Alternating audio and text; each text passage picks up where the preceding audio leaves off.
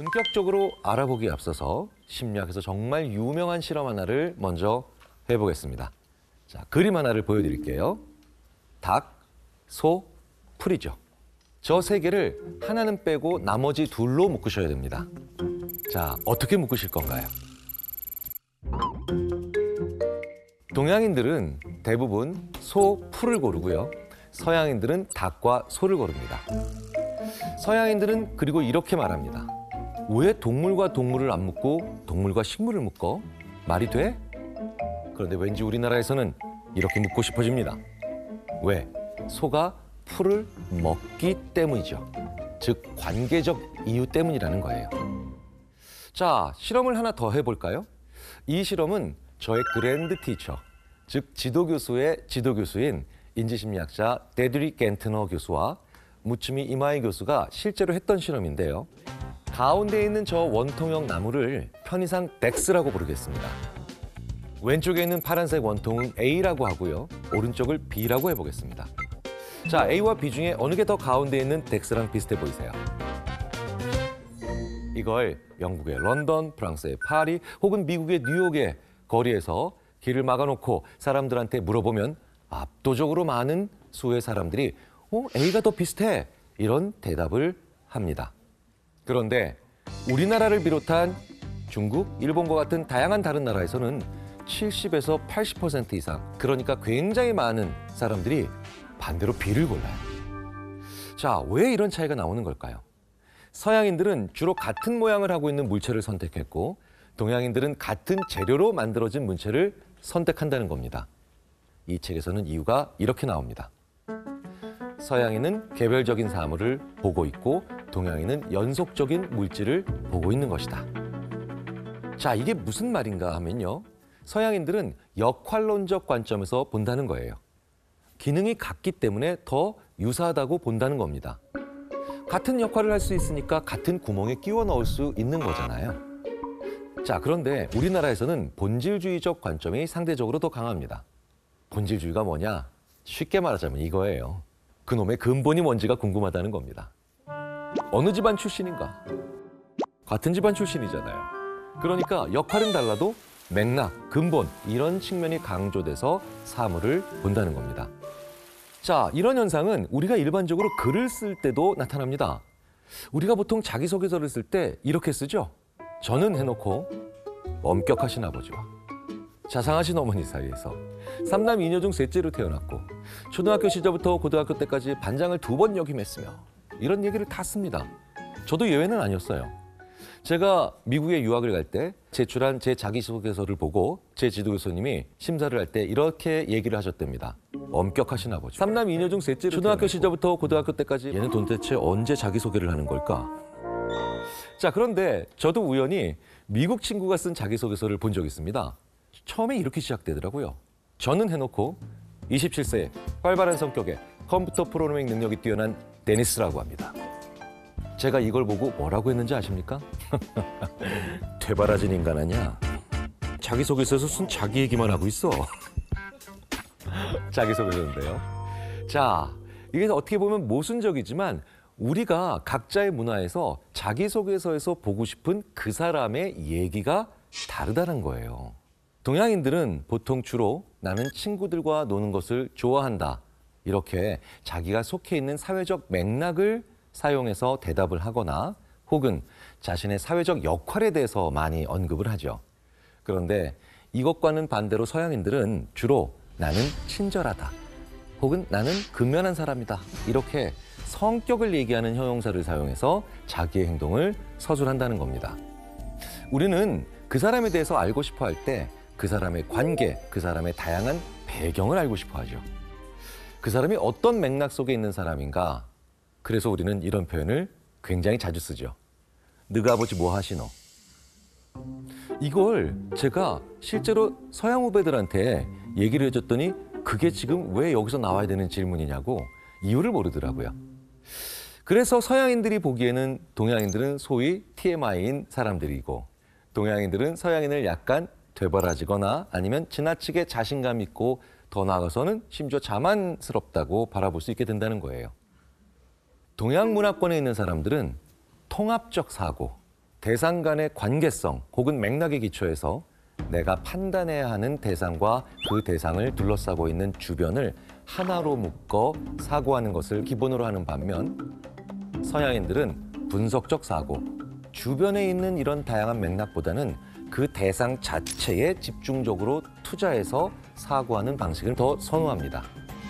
이러한 동서양의 사고방식 때문에 광고계에서 우픈 일화가 하나 있었죠. 책에서도 소개된 내용인데요.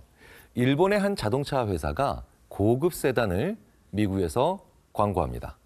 그런데 이 광고 속에서 아름다운 자연 풍경을 계속 보여주고 맨 마지막에서야 그 자동차의 이름을 내보냈다고 합니다.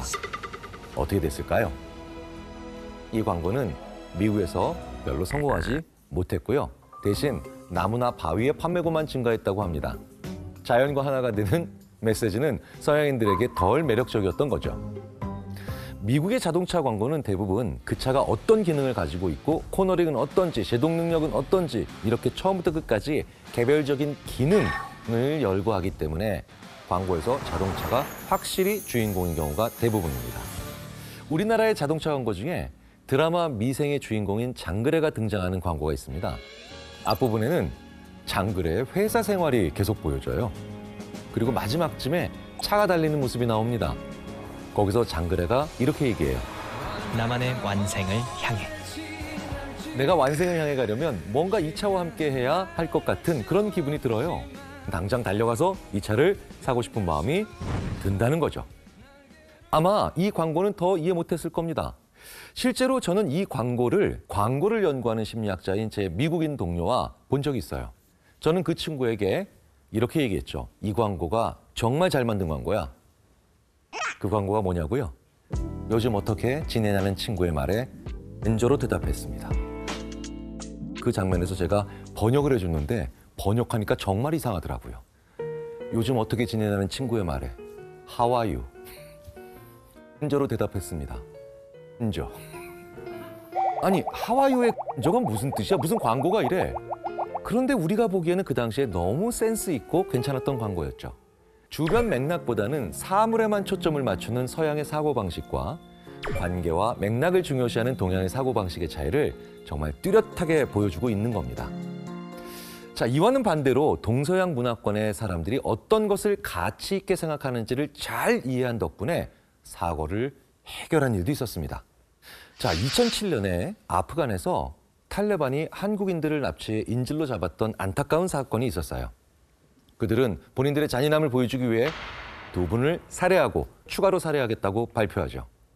인질로 잡힌 한국인들을 구하기 위해서 한국에서 국정원 관계자가 아프가니스탄으로 직접 파견됩니다. 보통 미국의 CIA가 출동하거나 협상팀이 출동해서 정밀 타격을 할까, 특수부대를 보낼까 고민하는데 이 한국에서 온 그 국정원 관계자분은 현지에 도착하자마자 한 일이 바로 기존 협상 담당자를 파슈툰족 말을 가장 유창하게 하는 한국인으로 바꾼 겁니다. 왜냐하면 납치한 괴한들이 파슈툰족이었거든요. 당시에 아프가니스탄을 대상으로 한 서구의 협상에서는 오직 협상 능력 자체만을 중요하게 보고 있어서 그 세계에서는 찾아볼 수 없었던 전략이었다는 겁니다. 그리고 이 전략은 결국 성공했고 석방을 이뤄냈죠. 이 내용은 설득의 심리학의 저자인 로버트 치알디니의 다음 작 초전설득 책에서 직접 소개가 되기도 했습니다. 자, 과연 석방을 이렇게 이뤄낼 수 있었던 결정적인 이유는 무엇이었을까요? 석방을 이뤄낸 국정원 관계자는 협상의 핵심은 언어였다라고 얘기했지만 사실 언어적인 의사소통이 정확하고 명료했기 때문만에 협상이 성공적으로 끝났던 건 아니었죠. 그 이유는 더 원시적인 데 있었던 겁니다. 바로 친밀감 때문이었다라는 거예요. 파슈툰족 말을 유창하게 사용하는 것을 본 괴한들이 우리 쪽 관계자와 일정 수준 이상의 친밀감을 느끼게 되었고 그것 때문에 협상이 유리하게 진행된 것이라고 심리학자들은 분석하고 있습니다. 저도 이와 비슷한 경험을 실제로 합니다. 부산에 가면요, 저는요, 자갈치시장에서 아지매 한번 해봅니다. 그러면 서울 아저씨가 아이고 예뻐 보이네 라고 하면서 어묵 하나 더 주세요. 또 한 번은 광주에 가서 식당에서 떡갈비를 먹는데 그냥 장난스럽게 더운 거 이렇게 해봤어요. 이러면 또 아이고 귀엽다고 성의가 가상하다고 밑반찬을 더 주시더라고요. 사실 이 모든 게 언어에서 오는 친밀감 때문이죠. 동양인들은 인간관계 속에 조화롭게 적응하기 위해서 끊임없이 자기 비판을 하지만 서양인들은 개성을 중시하기 때문에 자신을 긍정적으로 보려고 노력한다. 관계를 중시하는 동양인들은 하나의 환경에 적응해서 나아가기 위해 내가 중심이 되는 게 아니라 보통 다른 사람, 다른 환경을 중심으로 놓습니다. 그렇기 때문에 내가 뭘 잘못했는가를 보는 게 중요하게 되죠. 자기를 검토하고 비판한다는 얘기는 소위 말해서 내가 다른 사람들과의 관계 속에서 잘 지내겠다고 하는 욕구가 있기 때문입니다. 우리나라에서 정말 잘 쓰는 자기 비판적인 말이 하나 있죠. 부모님들이 보통 결혼식 때 잘 쓰는 말이에요. 보잘것없는 제 아이의 결혼식에 와주셔서 감사합니다. 만약 제가 제 서양 친구에게 이런 말을 했다면 정말 의아해할 겁니다. 경일, 왜 그래? 다른 사람도 아닌 최소한 너는 너의 자식을 좋아해야 되지 않아? 라고 말을 하지 않을까요? 사실 동양에서는 자기를 비판한다는 건 자기의 특성을 부정적으로 본다는 게 아니죠. 나를 좀 더 낮춰서 상대방을 더 잘 보겠다는 뜻입니다. 내가 높은 데 있는 것보다는 낮은 곳에 있어야 상대방을 더 잘 볼 수 있잖아요. 그러니까 동양인들의 겸손, 특히 한국인들의 겸손은 내가 너를 더 잘 살펴보겠다. 그러니까 나를 더 낮춘다라고 하는 굉장히 전략적이고도 현명한 생각의 결과이기도 합니다. 그래서 이 책에서도 동양인들이 타인의 진짜 속마음과 감정을 서양인에 비해서 더 잘 읽어낸다라는 표현들이 등장합니다. 우리는 어떤 사람을 고지고대로 잘 안 보잖아요. 그 사람이 말한 정보만 가지고 판단하지 않기 때문입니다. 여러 가지 맥락을 고려해서 그 사람에 대해서 많은 걸 기억하고 많은 걸 파악할 수 있다는 겁니다. 그래서 우리나라 사람들은요, 식당에 들어가면 식당의 본래의 기능인 음식 외에 많은 것들에도 정말 많은 신경을 씁니다. 미국에서 제가 한번 이런 적이 있어요. 어떤 대학원생 하나랑 이제 친해져서 식당에 같이 갑니다. 저는 계속 두리번거리면서 인테리어도 깔끔하고 분위기도 괜찮고 조명도 딱 제 스타일이더군요. 그래서 제가 이랬어요. 여기 너무 괜찮다. 그랬더니 그 미국 친구가 저한테 이럽니다. 너 여기 처음 왔고 음식 아직 안 먹었어. 이러는 거예요. 아니 뭐 저는 이미 분위기를 파악하고 음식을 맛있게 먹을 준비를 했던 것뿐인데 서양인인 그 미국 친구는 지금 이 식당의 본래 기능은 음식을 아직 경험하지도 않고 왜 이 평가를 하냐고 저한테 얘기를 하는 겁니다. 동양인들은 주변 상황에 맞춰서 행동하려고 하기 때문에 다른 사람들의 태도나 행동에 서양인들보다 더 많은 주의를 기울이죠. 우리나라 사람들은 그걸 맥락이라고 부릅니다. 우리가 주로 보는 겁니다. 사람의 행동을 설명할 때 서양인이 동양인보다 성격 특질을 훨씬 더 중요하게 생각하는 이유는 무엇일까? 그것은 아마도 동양인이 사람의 행동에 영향을 미치는 상황의 힘을 훨씬 더 중요하게 생각하기 때문일 것이다. 이게 바로 뭐냐면요. 어떤 사람의 행동을 봤을 때 그 행동이 서양인들은 그 사람, 즉 행위자 자체에 의해서 일어났다고 생각을 한다는 겁니다. 그 사람이 그 행동을 했으니 그 사람 자체의 원인이 있는 거겠죠. 그런데 우리는요, 그 이유가 사람 자체가 아니라 주변에 있는 환경에 있을 가능성을 더 크게 본다는 거예요. 이 때문에 동양인들은 기본적인 귀인 오류를 덜 범하게 된다고 합니다. 기본적 귀인 오류란 뭐냐면요, 행동을 유도한 상황의 힘을 무시하고 행동의 주 원인을 그 사람의 성격 혹은 그 사람의 성향 이런 것에만 두는 그런 경향을 말합니다.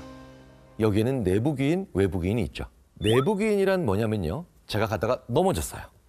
그러면 원인이 저한테 있는 겁니다. 넘어진 이유가 제가 술 취했기 때문이거나 혹은 제가 피곤했기 때문이거나 어쨌든 즉 원인이 저한테 있는 거죠. 그런데 외부 귀인은 뭐냐? 다른 상황에 그 원인을 두는 겁니다. 제가 넘어진 이유가 외부 상황, 즉 미끄러운 바닥이나 아니면 무언가 걸려 넘어질 만한 것들이 있는 그런 안 좋은 환경에 있을 거라는 것이 바로 외부기인이라는 거예요. 그래서 사람이 넘어졌을 때요, 서양인들은 내부기인을 많이 하니까 바로 이렇게 물어봅니다. Are you okay? 이렇게 다 말하면서 다가오죠. 여기에 여러 가지 뜻이 있더라고요. Are you okay가 너 괜찮니? 라는 뜻으로 우리는 일반적으로 해석을 해야 되지만 이 표현에 너 술 먹었니? 너 아프니? 즉 네가 방금 전에 하는 행동이 너한테 원인이 있는 거야 라고 하는 전제하에서 이런 말을 할 가능성이 크다는 거예요. 그런데 한국에서는요, 사람이 넘어지잖아요. 물론 우리도 똑같이 괜찮으세요? 라고 묻습니다. 하지만 그 다음에 어떤 말이 나오느냐? 바닥 되게 미끄러우니까 조심하셔야 돼요. 이런 말들이 어렵지 않게 나온다는 거예요.